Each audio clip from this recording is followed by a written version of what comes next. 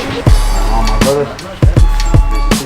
What's up, everybody? You're watching Mr. Superior Behind the Clippers. I'm with Ken Washburn at Barber Shop over here in Bartlett, Illinois. Stay tuned. It's going to be a good one.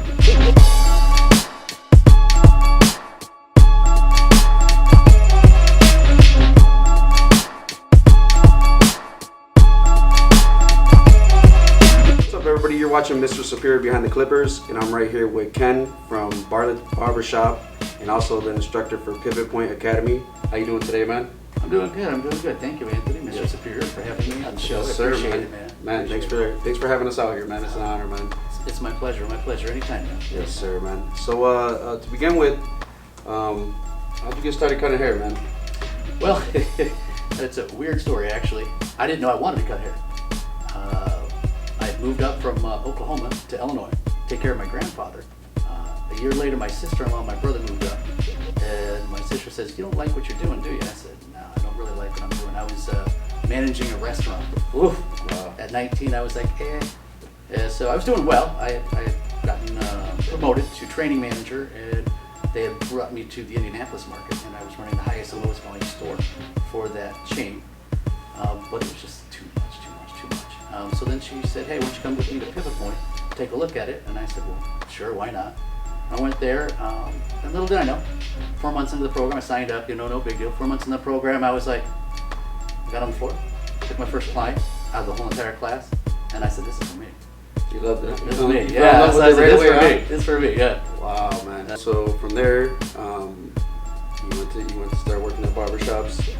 Yeah, from there, I stepped out for a year, because my original training is not in barbering. My original training is in cosmetology. Okay. And then I added barbering to it as I came down, but I really think I was probably a barber from the beginning. Right. Because I focused on cutting most of the time and not all the color.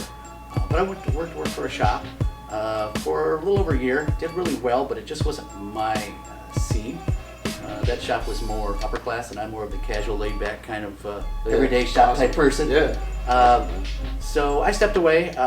Pivot Point offered me an opportunity to come and teach for them. Yeah. So I came back and I taught for them for 2 years. Did really great. I enjoyed it, but I was too young, so I stepped back out in the shop again. Back to it. Back out of the shop again. Yeah. What year did you start cutting, man? Oh my God! I started cutting in 1992. Oh man. Okay. Yeah. Okay. Yeah. So Crazy. How has the trends changed? The thing is they go long to short all the time, with slightly a little different twist to them. Right. But there's only so much you can cut hair, so it's just a matter of how you're adjusting it. Really, back then it was more like we were cookie cutting, and now we're cutting to the individual. Right. So it's slightly different in that aspect, but the looks are still the same. It's just shorter and slightly different variations. And the hair coloring, do you do hair coloring yourself? Yeah. I've done hair color over the years, and I actually trained doing hair color stuff. Now I don't do it now in the shop, no. Okay. But I do train my barber students how to do it. And the beard dye, people weren't really dyeing their beards back in the day, No, and now what they're doing now, the new books and everything, they're adding them in there and stuff, man. But that's a whole new culture, man. Oh, it's awesome. It's awesome because for a while there, I wasn't sure what was going to happen with the industry, because it was kind of like the cosmetology people were kind of taking over, and it's nothing against that. Yeah. Nothing against that at all. But with unisex coming in, everybody was going to the salons. What motivates you every day, man, to get up and do what you do, man? Well, I think it's just the passion for the business. I just love dealing with people. I love teaching people. I love talking to people. I love sharing with people. And it's like when you come to work, it's just like you're at home. Right. I don't really feel like it's a job. You're not dreading on. No. I'm coming in and we're talking and having a good time. Even when I'm at the school, it's the same scenario. I'm teaching them, but I'm sharing with them things that I experience on a day-to-day basis when I'm in here. Right. So it's a free flow. How big is your class over there? Right now I have 11 right now in the class right now. Oh, okay. Yeah, and I just started the program for those guys 2 years ago. Wow. So when Pivot Point originally came out with the barbering book, I took a look at that because I'm a subsidiary. So Pivot Point International produces education. Pivot Point Academy is actually an academy, so there's their subsidiary. And they looked at me and they said, "Can you put together a barber program?" And I said, "Yeah, I can put together a barber program. Let's do this." So you're the one that started. Yeah, I'm the one that started at the academy, wrote the whole thing, got it all situated. It's been fun. How long has that been around, the barber program? The barber program's just been a little over 2 years. Oh wow. At the academy, yeah. Yeah. Prior to that, they had just brought me back on.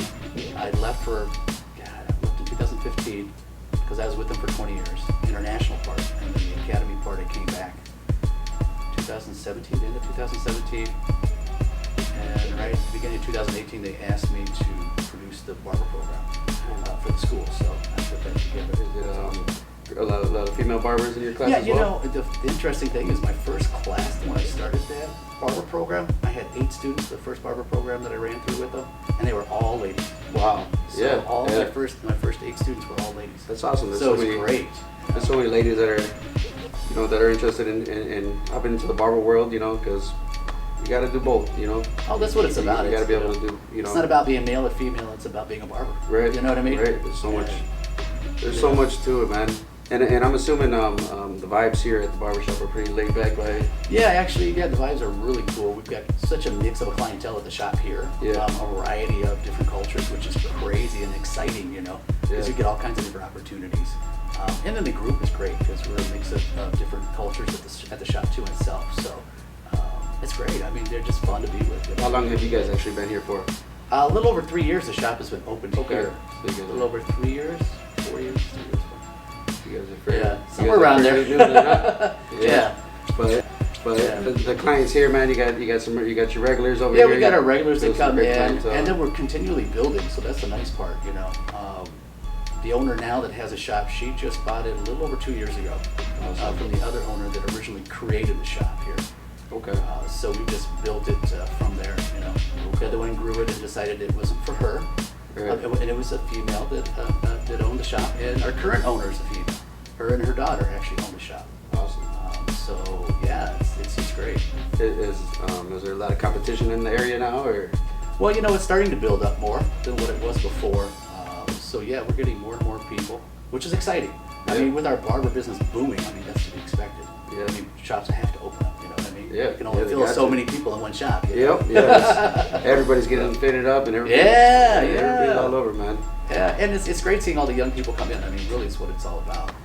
And that's why I teach. Is I like to share the information. I want to build up the culture for who's coming behind me. Because I was lucky enough when I first got into the business to have mentors, and they were great mentors.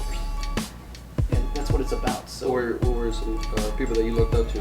when I first got into business, there was a young man called Leo Passage that had immigrated from Holland in the early 60s and built the Pippa Point International. Wow. And it was a global company. It still is. And he just took me under his wing and guided me. That helps out so much, Yeah. man. You got somebody with that experience and motivation to bring you along with you, man. It was amazing. He was the only person in history to represent the United States and another country in the World Championships for hairdressing, or competition-wise worldwide. That's awesome. So yeah, the only man in history too. So he had a lot of knowledge. So with the barber competitions, you've been a judge in a couple competitions, right? Well, yeah, I've been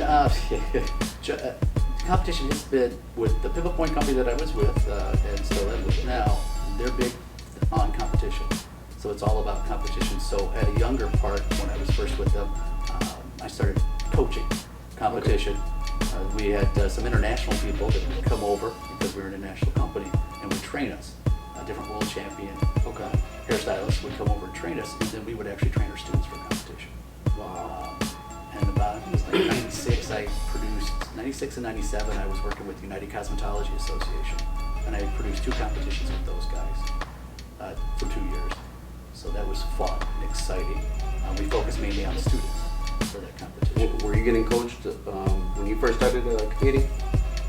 Actually, yeah, I got the opportunity to be coached by 2 different trainers. Anne Bray was one of them. Okay. And she's a world champion hairstylist and award-winning. She represented the U.S.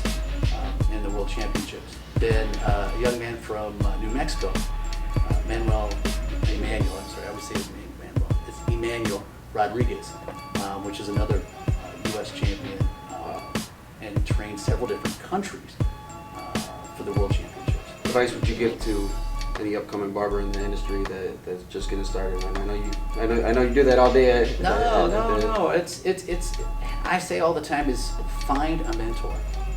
Find a mentor And that means you have to decide who you can learn from. Sometimes it's one or two people in the shop. Sometimes it's an actual shop.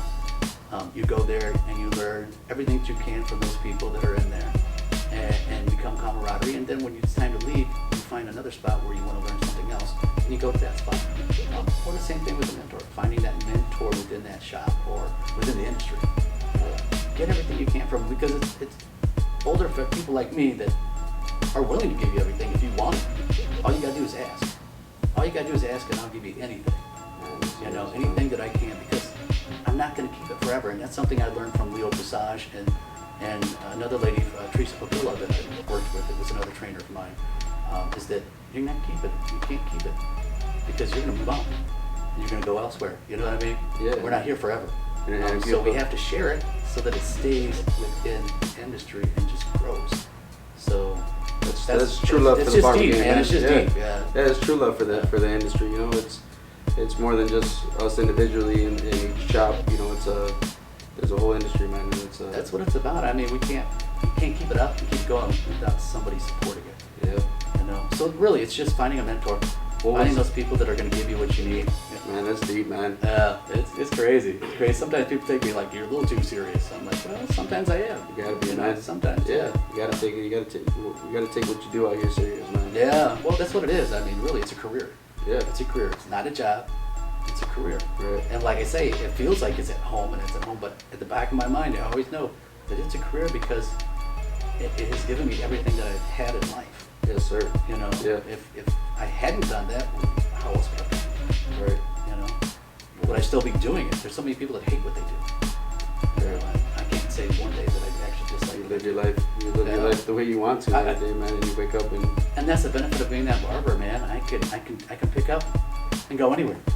well, man. You know what, man? It's been an honor coming over here, man. You sharing your wisdom, man, and being around. You know, a guy like you, man, motivates myself as well, man. You know, because you know I want to. You got to further your education, man, and definitely you know, share our knowledge, man, and you know, along the line, man. You know, hopefully one day I'll be doing the same as you, man. You hear me? You know, So that's what it's all about. I don't claim to ever know everything. I don't claim to be the best at anything. I just want to share and help people build. That's really what it's about. Anything that I have, I'm always willing to give to people. They just have to ask for it. you can't beat that, man. Yeah. Well, I appreciate you, Ken, man. Well, thank you for having me on, brother. Yes, I sir, appreciate man. it, Dad. Yes, sir. This is Ken Washburn, and you're watching Mr. Superior Behind the Clippers.